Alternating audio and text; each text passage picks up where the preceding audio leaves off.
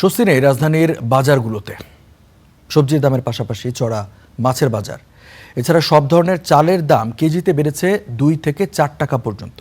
ক্রেতাদের অভিযোগ, বাজার সিন্ডিকেটের কারণে সাধ্যের মধ্যে আসছে না নিত্যপণ্যের দাম, আর তাই বাজারে কঠোর মনিটরিংয়ের দাবি তাদের। বাড়তি দামে বাজারে দিশেহারা ক্রেতা, চড়া দামে বিক্রেতাদেরও অস্বস্তি। এসবই রাজধানীর বাজারের নিয়মিত চিত্র। বরাবরের মতোই নিত্যপণ্যের দামে অসহায় সাধারণ মানুষ। সরকার বলছে যে বাজেটের দাম বাড়াবে, মানে এই বাজেটের দাম বা কমাবে, এখনো কমতি আমরা দেখতেছি না। আমরা মাল কিনতে গেলে দেখতেছি আমরা আগের চেয়ে বেশি দাম। বাজার কিন্তু ঊর্ধ্বগতি।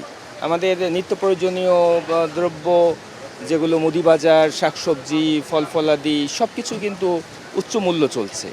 সাপ্তাহিক ছুটির দিনে সবজির দাম চড়া। মৌসুমি সবজি কিনতে ক্রেতাদের গুনতে হচ্ছে 50 থেকে 100 টাকা। শসার দাম কেজি প্রতি 70 থেকে 80 টাকা, আর টমেটো কিনতে হচ্ছে 150 থেকে 160 টাকায়। সরকার যদি এই বাজেটে আমাদের জন্য এই বাজারটা যদি স্থিতিশীল রাখে, সাধারণ মানুষের খেয়ে পরে বাঁচতে পারবে, আমাদের জন্য একটু সাশ্রয় হবে। শসা 70 টাকা 80 টাকা কেজি। টমেটো সিজন না, তো টমেটোর দাম বেশি, টমেটো 160 টাকা কেজি দেশি। এদিকে সব ধরনের চাল কেজিতে বেড়েছে 2 থেকে 4 টাকা করে। ব্রয়লার মুরগি 160 থেকে 180, আর গরুর মাংস প্রতি কেজি বিক্রি হচ্ছে 850 টাকায়।